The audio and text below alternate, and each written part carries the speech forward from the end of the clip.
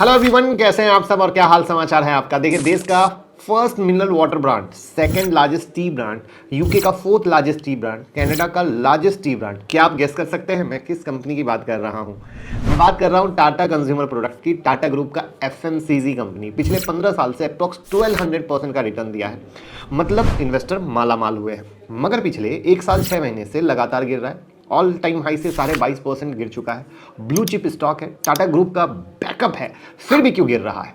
और हमारे रिटेल भाई इस बात से परेशान है और लगातार क्वेरी कर रहे हैं कि सर बताइए क्या करना है, क्यों गिर रहा है Tata consumer, why Tata consumer is falling, should we buy Tata consumer. Tata consumer को क्या बाय करें, सेल करें, कट कर दें? तो इन सभी बातों के जवाब हम आज की वीडियो में देंगे। साथ में पता चलेगा कि सिर्फ टाटा कंज्यूमर में गिरावट है या इस सेक्टर के बाकी शेयर में भी गिरावट है। चैनल को सब्सक्राइब कर लीजिए, वीडियो को लाइक कर दीजिए। बहुत अच्छी वीडियो होने वाली है क्योंकि वीडियो के लास्ट में एक समरी बताऊंगा और वो समरी होगी हुक पॉइंट, जिसको आप नोटबुक में नोट करके अपनी किसी भी स्टॉक जो आपके पोर्टफोलियो में स्टॉक है ना, उसमें ये ट्रिक यूज कर सकते हैं। और अगर आप एक सीरियस ट्रेडर हैं तो यूट्यूब कम्युनिटी ज्वाइन कर सकते हैं, जहां बहुत कुछ मिलता है एक्स्ट्रा, वैसे फ्री भी मिलता है सब कुछ। तो टाटा कंज्यूमर को इंट्रोडक्शन की नीड नहीं है, मगर फिर भी कंपनी को थोड़ा जानते हैं। इंडिया के टॉप 10 एफएमसीजी कंपनी में से एक टाटा कंज्यूमर के पास 30 से ज्यादा ब्रांड पोर्टफोलियो है। कुछ फेमस ब्रांड देखें तो Tata salt, Tata T, Tata green tea, Himalayan mineral water, Tata समर्पण, ये सभी टाटा कंज्यूमर के फेमस प्रोडक्ट हैं और इनमें से कई प्रोडक्ट आप यूज भी करते होंगे। मार्केट लीडर्स देखें तो इंडिया का लार्जेस्ट सॉल्ट ब्रांड है, सेकेंड लार्जेस्ट टी ब्रांड है, फोर्थ लार्जेस्ट टी ब्रांड है यूके का, और fourth largest RNG coffee brand है यूएसए का। और इन सब के अलावा इंडिया का पहला मिनरल वाटर ब्रांड है टाटा कंज्यूमर के पास। सेगमेंट वाइज रेवेन्यू देखें तो इंडियन बेवरेज ब्रांड जैसे Tata T, Tata ग्लूको plus, Himalayan से 37% का रेवेन्यू आता है। फूड ब्रांड जैसे टाटा सॉल्ट, टाटा समर्पण, टाटा सोलफुल से 27% का रेवेन्यू, यूएस कॉफी से 11% का रेवेन्यू, इंटरनेशनल टी से 15% का रेवेन्यू और टाटा कॉफी से 10% का रेवेन्यू आता है। कंट्री वाइज देखें तो 71% का रेवेन्यू इंडिया से आता है, 29% का कनाडा से, USA, UK, Europe, Middle East मिल गया। तो इस तरीके से तो अब तक सारा फैक्टर कंपनी के बारे में पॉजिटिव बता रहा है, तो गिरावट क्यों? तो सिर्फ टाटा कंज्यूमर ही गिरा है या इस इंडस्ट्री के बाकी शेयर प्राइस भी गिरे हैं जो कंपनी है उनका, वो भी देखते हैं।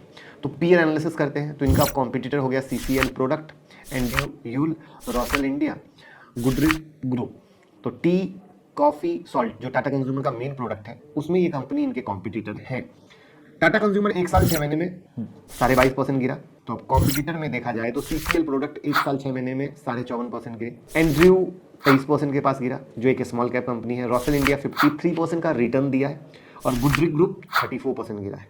तो पीयर के परफॉर्मेंस को समरी करें तो 4 में से 2 कंपनी निगेटिव रिटर्न दिया, 2 कंपनी पॉजिटिव रिटर्न दिया। ये चारों स्मॉल कैप की कंपनी है, मतलब मिला जुला माहौल। और दूसरे साइड टाटा कंज्यूमर अपने प्रोडक्ट में क्या है, लीडर। तो टेंशन की फिलहाल जरूरत नहीं है। कंपनी को और डिटेल से देखते हैं हम लोग और फिर फाइनेंशियल परफॉर्मेंस।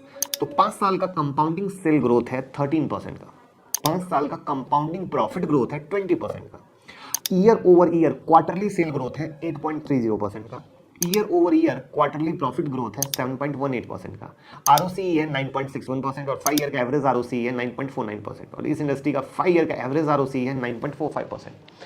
आरओई है 6.51%, 5 ईयर का एवरेज आरओई है 6.29% और इस इंडस्ट्री का 5 ईयर का एवरेज आरओई है 7.06%। कंपनी का compounding sale growth, profit growth healthy है, आरओसी और आरओई अपने 5 ईयर और इंडस्ट्री के एवरेज 5 ईयर से ऊपर है, जो कि अच्छी बात है। डेट रेशियो देखते हैं तो टाटा कंज्यूमर का डेट टू इक्विटी है 0.09, मतलब कर्ज नहीं है।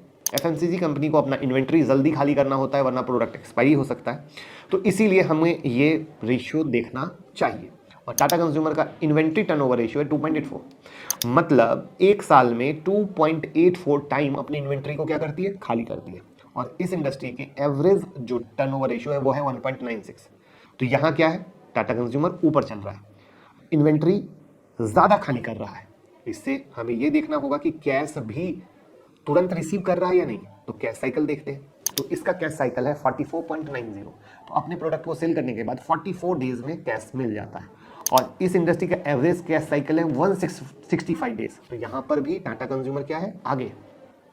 तो यहां तक हम लोग टाटा कंज्यूमर के product, revenue breakup, sales, profit performance, return ratio, debt ratio, inventory ratio, cash cycle देख चुके हैं और इन सब पैरामीटर के बेसिस पर टाटा कंज्यूमर अच्छा चल रहा है। तो फिर गिरा क्यों? तो देखिए, जब कंपनी के फंडामेंटल परफॉर्मेंस अच्छे हो तो ऐसे में सबसे पहले तो हमें पैनिक नहीं करना चाहिए, फॉल का रीजन ढूंढना चाहिए। टाटा कंज्यूमर के केस में कोई फंडामेंटल वीकनेस नहीं दिख रहा है, ऐसे में बच जाता है वैल्यूएशन का फैक्टर। जहां हमें बताता है कि एक्चुअली वैल्यूएशन का खेल क्या है, क्योंकि अल्टीमेट गोल लॉन्ग टर्म में वैल्यूएशन आता है। तो पहले तो मुझे ये बताएं कि कभी आपके पोर्टफोलियो में जो शेयर है, आपने कभी ये गौर भी किया है लेते समय या लेने के बाद भी कि उस शेयर के वैल्यूएशन करेक्ट है या नहीं? कमेंट बॉक्स में ईमानदारी से बताइए। तो अब आप सुन के घबरा जाएंगे, टाटा कंज्यूमर का पी है 62.6 और इंडस्ट्री का पी है 17.4। ऊपर नहीं, बहुत ऊपर। लेकिन चूंकि ये बहुत बिग प्लेयर है तो सिर्फ इतना ही काफी नहीं है। तो हिस्ट्री पी देखते हैं। 5 ईयर का एवरेज हिस्ट्री पी है जो है ना, एवरेज पी 57 है, मतलब अपने एवरेज पी से थोड़ा ऊपर है। तो मतलब यहां पर भी थोड़ा महंगा, यानी एटलीस्ट 57 रहता तो हम कहते चलो ठीक है, क्योंकि अपनी हिस्ट्री को मेंटेन कर रहा है, बट हिस्ट्री से भी ऊपर है। अब यही चीज है जो ध्यान से हम आगे प्राइस वैल्यू पे भी लाएंगे। प्राइस वैल्यू पे क्यों? क्योंकि अभी 700 रुपए के पास आ चुका है। पी 64, एवरेज 57, मिलाते हैं। यहां पर उससे पहले पीजी रेशियो देख लीजिए 3.09, मतलब कंपनी के फंडामेंटल जिस रेशियो से ग्रो कर रहे हैं, कंपनी का शेयर उससे 3 गुना ज्यादा प्राइस पर ट्रेड कर रहा है, मतलब हाईली ओवर प्राइस्ड, क्योंकि यहां पर इंडस्ट्री का एवरेज पीजी रेशियो है 0.42। इसके अलावा अगर ईवी बाई पीबीटी देखते हैं तो टाटा कंज्यूमर का इंटरप्राइज वैल्यू है 65,589 करोड़ और प्रॉफिट बिफोर टैक्स है 1728 करोड़। तो ईवी बाई पीबीटी हुआ 37.9, अगेन ओवर प्राइस्ड। 10 के पास होता तो चल जाता। तो वैल्यूएशन रेशियो देखने के बाद ये तो क्लियर हो गया कि कंपनी में फॉल इसके वैल्यूएशन की वजह से आया है और अभी और गिर सकता है। मतलब क्या है? मतलब ये है दोस्त, हमने क्या बोला था कि अगर सिर्फ पी और हिस्ट्री पी देखें तो उसके हिसाब से क्या है? ऊपर है।